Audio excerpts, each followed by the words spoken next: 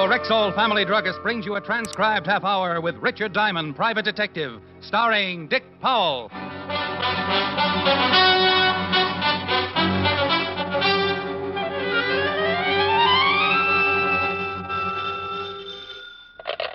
Diamond Detective Agency? I was curious. I tasted it. I'm dying. You sound awful. Oh, if I had the energy, I'd throw my head out of the window. Hangover? Just worn out from getting my heart started, Lieutenant Levinson. Mr. Levinson. What do you mean? As of 5 minutes ago, I became just plain Mr. Levinson. Oh, think what a shock that's going to be to just plain Bill. At exactly 3 o'clock, I started on my 2 weeks vacation. I am going fishing. I want to get lost in the woods somewhere. Pack in. Do my own cooking. Catch myself a limit of nice fat steelheads and rainbows. Oh, I know. The smell of fried trout and boiling coffee. Yeah. Getting up the next morning. Breathing that fresh mountain air. And then realizing that you forgot to put out the fire and 20,000 acres have been burned flat. Yeah. That was pretty mean. Oh, go on. Get next to nature. Too bad you have to stay in town and work. I hope you get scurvy. Bye, Blue Eyes. No. Mr. Diamond? Yeah. My name is Holland, Mr. Diamond. Arthur Holland. Well, sit down, Mr. Holland. What can I do for you? First, come over to this window.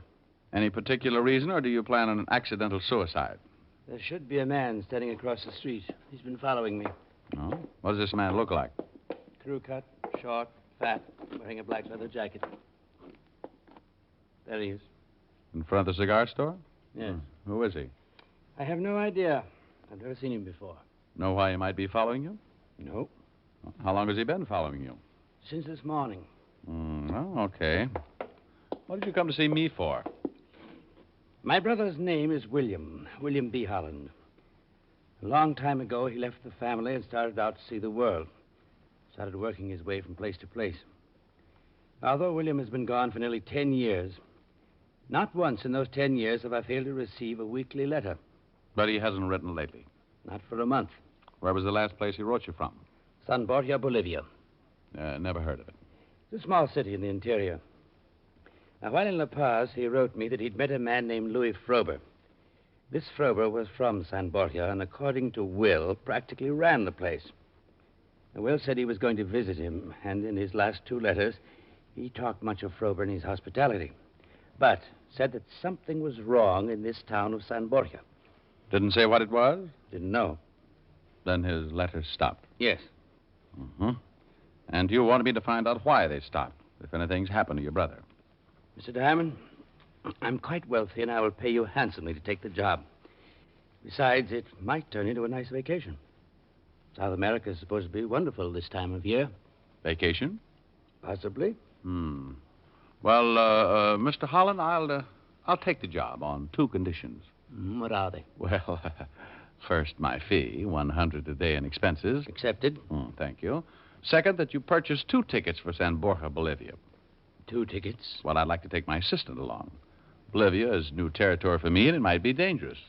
I checked on you quite thoroughly, and I didn't find that you worked with an assistant. Well, only on the cases that take me out of town. He's a worldly man. He could find a trout in the Sahara. Lots of experience. 15 years with the police department. All right. What's his name? Walter Q. Levinson. The Q is for Quincy. But don't tell him I mentioned it. Well, that's how it works. Man comes in, wants me to find his brother. Last seen in South America. Walt Levinson was looking for a vacation spot, and I was looking for someone to talk to on my way to San Borja. Result? 1 phone call to Fatty Levinson. Bolivia? Oh, but you'll love it, Walt. Trout as big as sharks. Where did you get 2 tickets to Bolivia? Well, to tell you the truth, Fatty, I'm going down on a little job. See you when you get back. Bye. Now, wait a minute. Wait a minute, you ingrate. I've just got to find a missing brother. After that, we can relax and have ourselves a time. Oh, think of it. South America. The ocean as blue as my eyes. Dames. Native music under a golden moon. And dames. Quaint little... What did you say? Dames. Well? I'll meet you at the airport.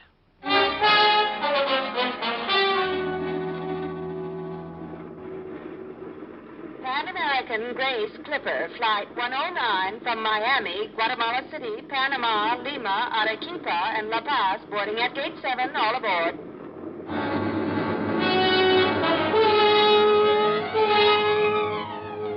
Pan American Clipper, destination La Paz, Bolivia. And enough horsepower to get us there in a snappy 14 hours.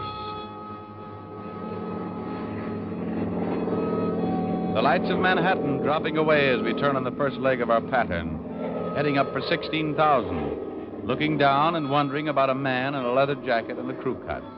Looking down as the lights begin to melt into a heavy, cold front. 16,000, flying south, the pitch changing the propellers into a mellow hum. Why don't you relax? Well, did you notice a little blonde stewardess with the high-altitude features? On the way in. I want to get some sleep. Well, indulge yourself. I'm going to see if I can do something about the pressure in this cabin. The water on my knee is beginning to percolate. Oh, miss!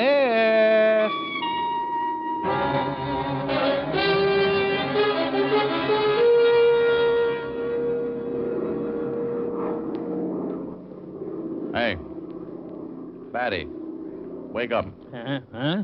Oh. You had yourself quite asleep. Yeah. Where are we? Well, another hour, we're in Miami. How'd you make out with Miss Hummingbird? Been with Pan American 3 years, 60,000 miles, over 2,000 hours. Name's Rogers, Gene Rogers, Baltimore. How'd you make out? Oh, shut up.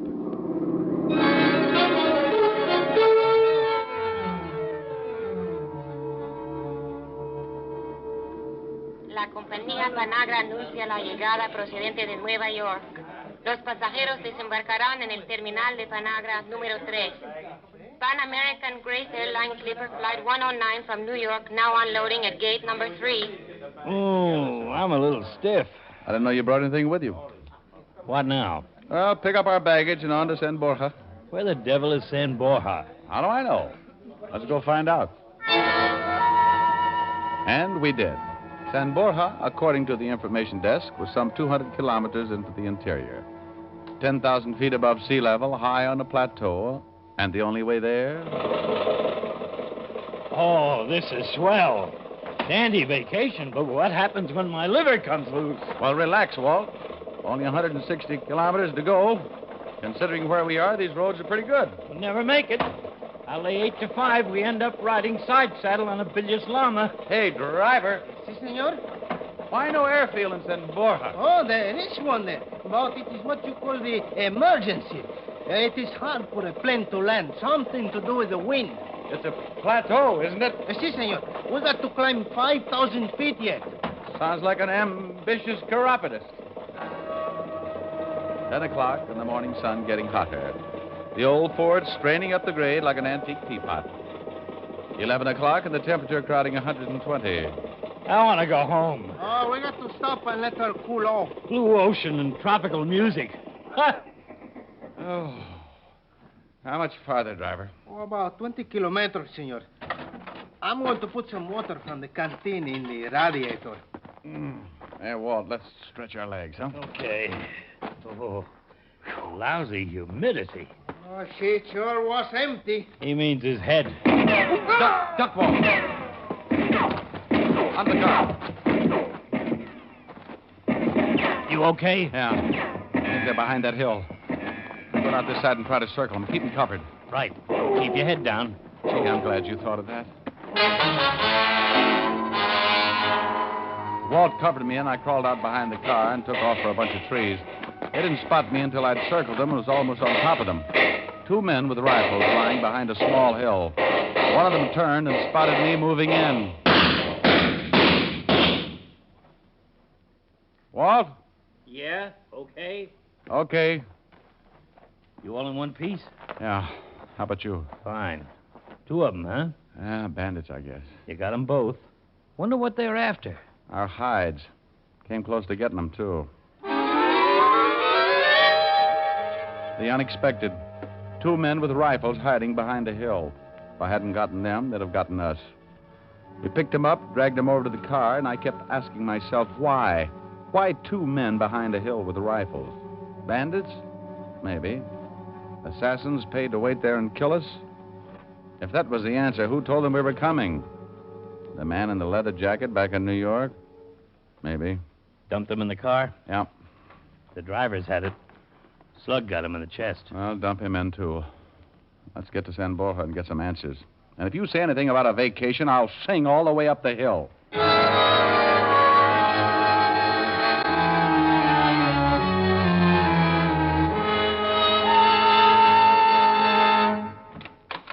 The two Americans, Mr. Diamond and Mr. Levinson. Come in, come in.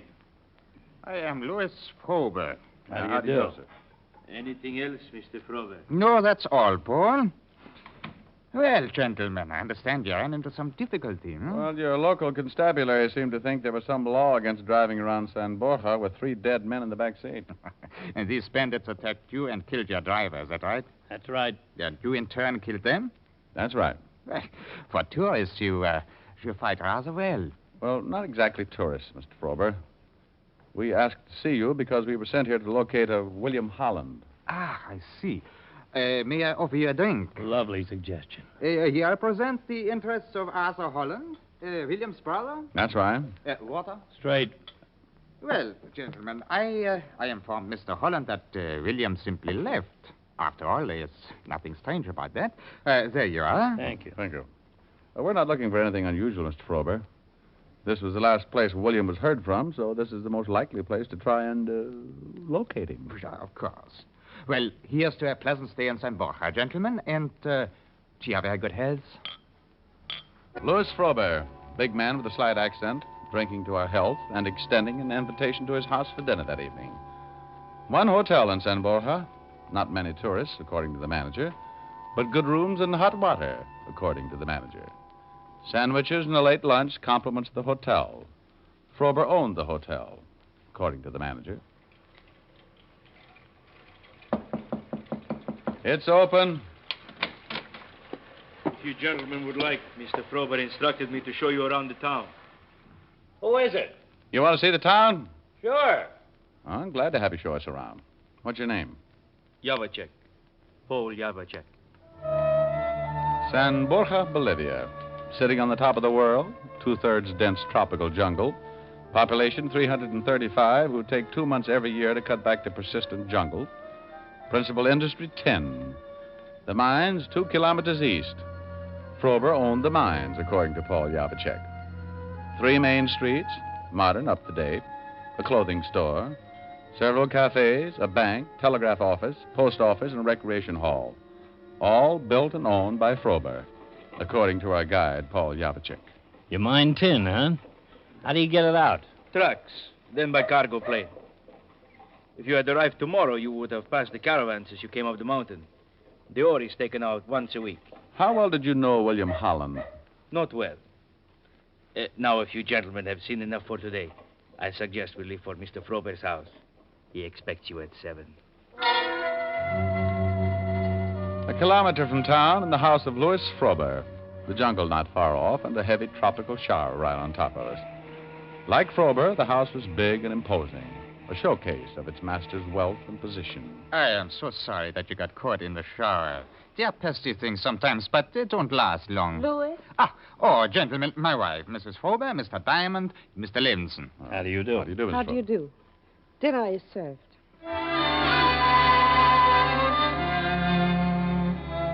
Dinner. The long, paneled dining room illuminated by a dozen candles. Music floating in from a hidden speaker. The food, something to make the Waldorf chef quietly fold his tent. And the conversation? Do you plan to stay in San Borja long, Mr. Diamond? It's hard to say, Mrs. Frober. It's a wonderful soup. Mr. Diamond and Mr. Levinson have been sent here to try and locate William Holland. Oh? The soup is my own recipe, Mr. Diamond. Made from barley grown right here in San Borja.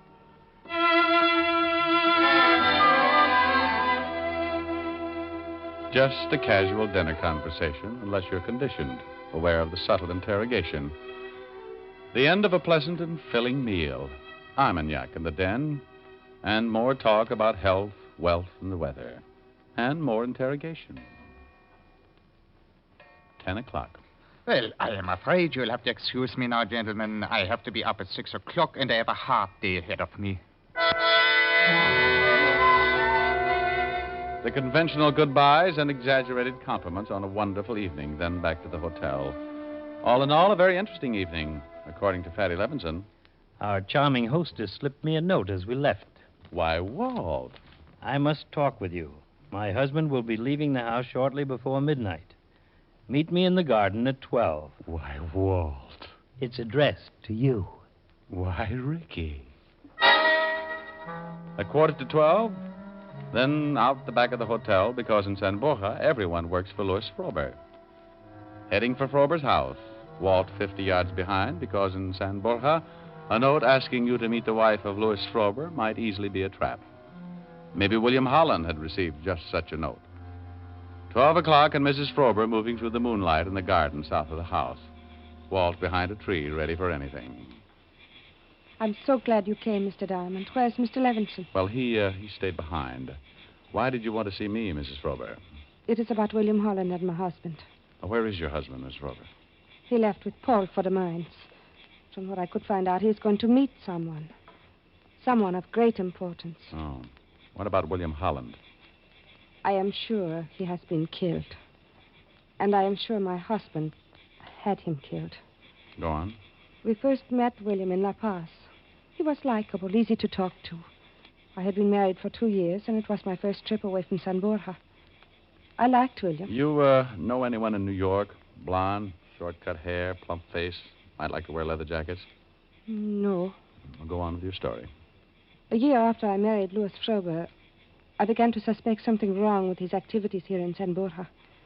The men who came to see him on business. Strange men. Foreigners to South America.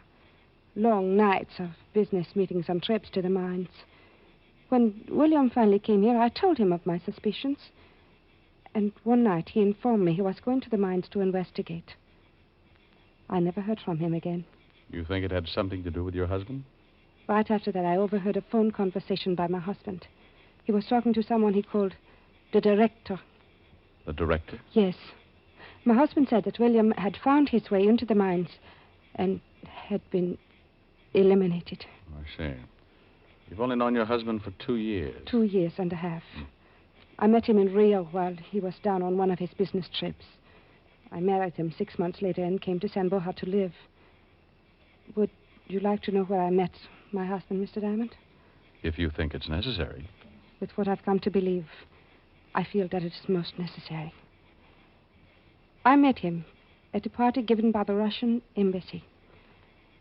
Mr. Diamond, I am sure that my husband is an important official for the communists.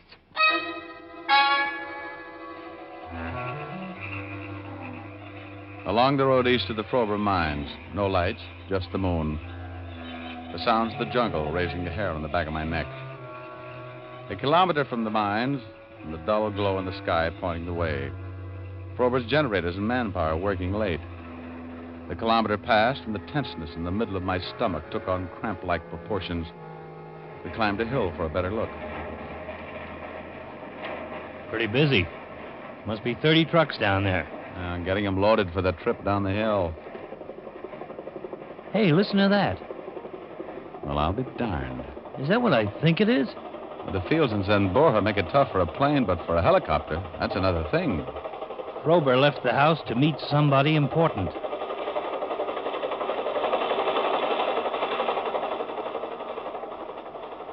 Anybody who comes into San Borja in a helicopter at night is a pretty good bet to be important. Our dead driver said there was an emergency field. Well, it's landing on the other side of the mines. Must be close. You want to take a look? Well, not too many men around those trucks. Before we go looking for that copter, I want to see if it's really 10 Mr. Frober's taking out of that mine. Down the hill, Walt 20 yards behind in case of trouble. Picking our way through the brush, trying not to sound like a landslide. A long road running away from the mines toward San Borja. The line of trucks, the first dozen or so loaded and ready, their backs piled high with sacks. A short sprint, and I was boosting myself up on the back of the first truck, digging into one of the sacks, feeling the heavy chunks of ore, then down off the truck with the ore in my hand. You're up late, Mr. Diamond. Paul Yavicek, Frober's right-hand boy, standing in the darkness, his gun pointed right at my stomach. Mr. Frober will be happy to know of your interest in these mines. Start walking up the road toward the main gate. Stay ahead of me. Keep your hands in sight. Tell me something, Yavacek. How do you get 10 out of pitch blend? I suggest you ask Mr. Frober. He's at the mines? He will be. Drop it, Yavacek. Thanks, Walt, thanks. You all right? Yeah, it's close. You have a check? Dead. Come on, let's get out of here. Where to? Well, Mrs. Frober said her husband had a phone conversation. I'm going to use that phone and warn La Paz about Frober. Hold it. What is it? Car coming down the road. Frober. Yeah, and he's got company. Probably his important visitor. When he finds out what's happened, he'll guess it's us. We'll never get back to town before he does. Unless we drive. I will take a chance on the confusion and grab that first truck. Clear. Keys are in the truck.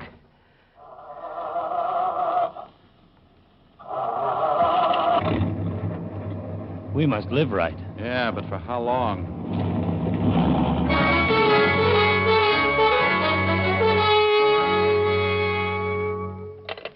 There is a direct phone line all the way to Cavendo. The operator at Cavendo can put you through to La Paz. Bueno. Operadora de Covendo, ¿puede escribir? She's talking Spanish. You better take it. Oh. Esta es la señora Frober. Favor de conectarme con La Paz. Minutes running out. Mrs. Frober looking frightened, waiting for La Paz to answer. She has them. Ask for the embassy. Car pulling up. La Embajada Americana, por favor. Frober and his important friend. Mr. Diamond, I have them. Hello? Yes, American Embassy. Now listen carefully. I can't repeat. This is Richard Diamond, American citizen, calling from San Borja, Bolivia. Louis Frober is not mining tin. It's pitch blend, and is believed to be working for the Russian government. Look out! Hello, Mr. Diamond. Rick. Okay. Mrs. Frober. I'm all right. Take a look at Frober and his friend. Hello. What happened? Now, hold on a second. There's been some trouble. Frober's friend is dead. Frober's moving, but it doesn't look very good. Hello, La Paz? Yes, Mr. Diamond, go ahead. What about Frober? Wait a minute. Maybe I can get him to tell you himself if the phone will reach. Frober, can you hear me? Hello, La Paz. There's been a shooting here, and Mr. Frober's dying. Frober. Yeah. Frober, you're dying. You want to tell us about it? You're mining pitch blend instead of tin, right? Right. You're working for the Soviet Union? Yeah.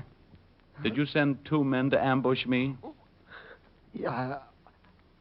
Our agents in New York watched Asa Holland and reported that she had been hired. A guy with a crew cut and a leather jacket. Did you have William Holland killed? Yeah. He found out what... Oh. Frober. Hello, La Paz. Frober's dead.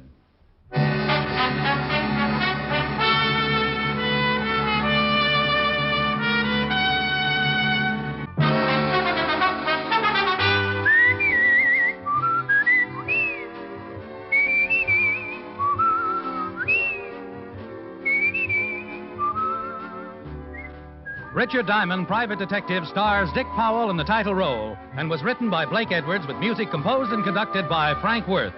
Dick Powell directed the RKO production Split Second, which is now in release, and his latest film appearance was in the Metro Goldwyn Mayer award-winning The Bad and the Beautiful.